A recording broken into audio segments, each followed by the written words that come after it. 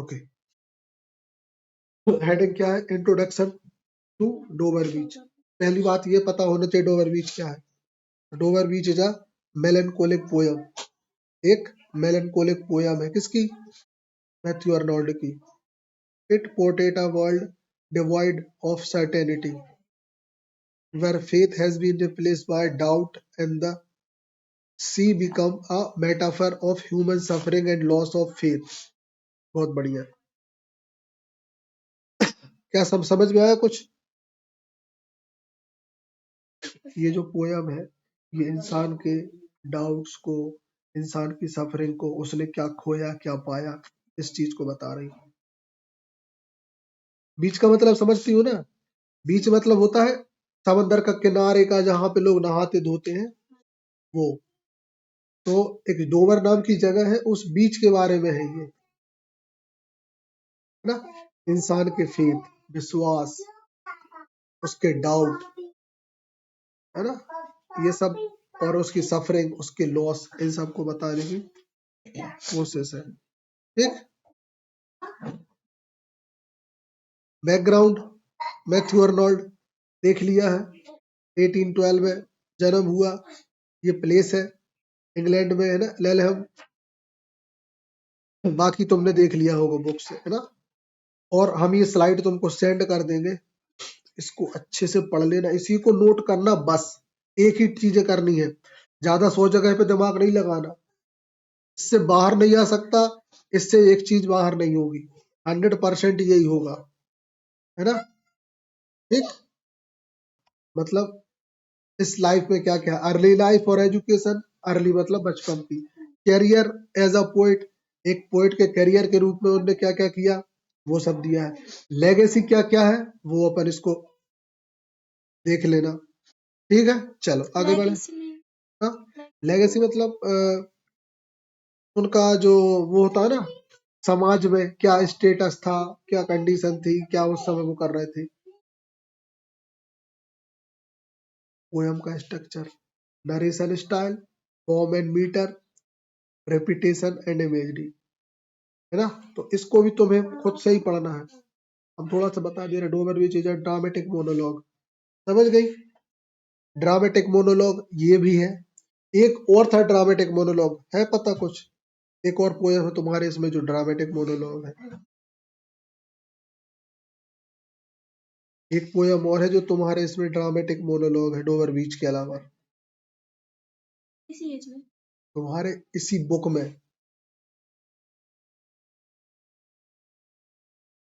कल बताना हमें, है ना।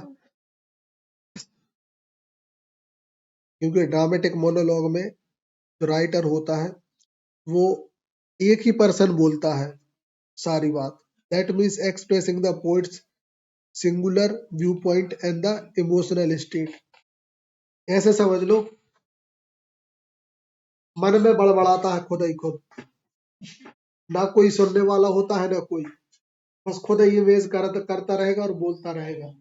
ड्रामेटिक मतलब ड्रामा जैसा एक्टिंग करता है। मोनोलॉग मतलब, मोनो मतलब होता है सिंगल, लॉग मतलब होता है लैंग्वेज से, एक अकेला ही बोलना।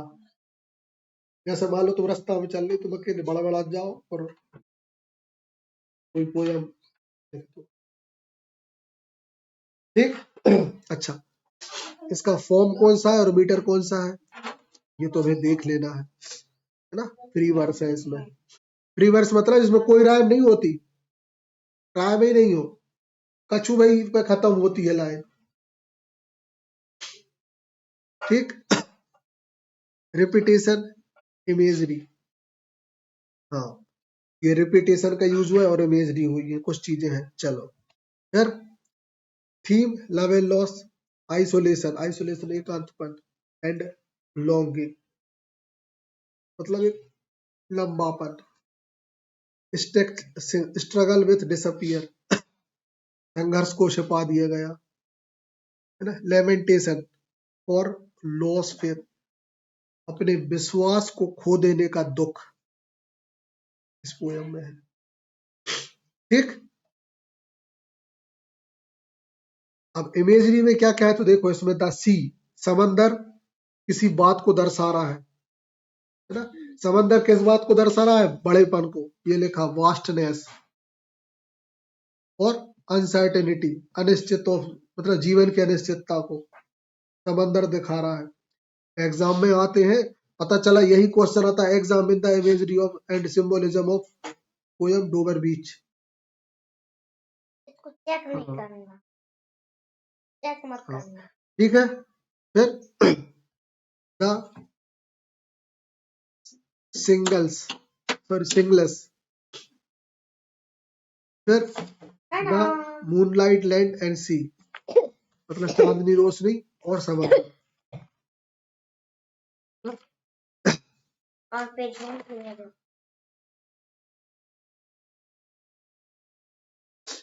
चलो है ना। तो इमेजरी तीन है, the sea, the shingles, the moonlight and the सी।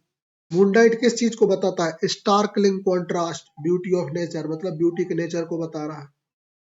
और समंदर डिसोलेशन, डिसोलेशन मतलब घनेपन को, बड़ेपन को, है ना। ह्यूमैनिटी, मानवता। फिर discuss the use of sound and rhyme.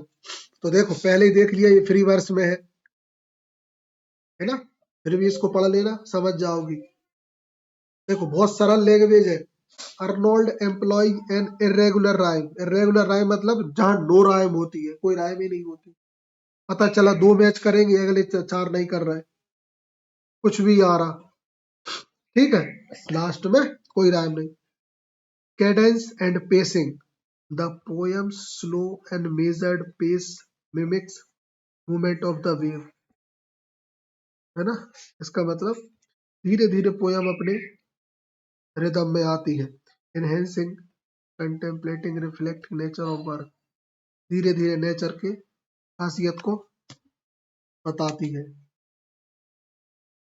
फिर साउंड ऑफ द सी, हाँ समंदर की आवाज इसमें किस चीज को बताती है वो यहाँ पे बताया है, तो वो बताती है सेंसरी डायमेंशन को। सेंसरी डायमेंशन मतलब संवेदनशीलता से जो परिवर्तन आते हैं ना, वो।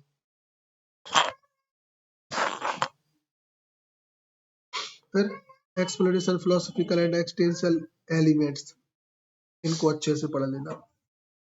Existential reflection, moral and spiritual crisis, है ना, नैतिक और आध्यात्मिक कमी। ट्रांसीज एंड मोर्टैलिटी, अच्छे से देख लेना, समझ में आ जाएगा ना। देखो ट्रांसीज मतलब होता है philosophical content is a rapid message for time and the fleeting nature of human existentialism prompting introspecting.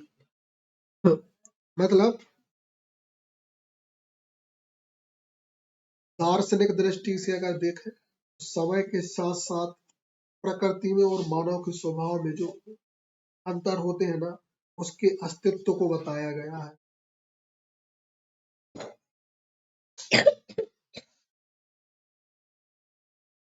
Comparison of other works, ये देख लेना कैसे डोवर बीच अलग है इन दोनों वर्क से, क्योंकि राइटर तो एक ही है ना, राइटर एक ही है, तो जरूरी नहीं है कि ये सेम लिख रहा हो। तो क्या है, देखो इसके नेचर में फर्क है ना, और बहुत सारी चीजें हैं, पढ़ना आराम से समझ में आएगा। फिर रिसेप्शन एंड इम्पैक्ट, देखो कंटेम्प्ररी रिसेप्शन, लेगेसी इन्फ्लुएंस, मतलब इसने समाज पे क्या प्रभाव पड़ा पड़ा इस पोएम की वजह से, लोगों के मन पे क्या प्रभाव पड़ सकता है, ये बताने की कोशिश है। कंक्लूजन,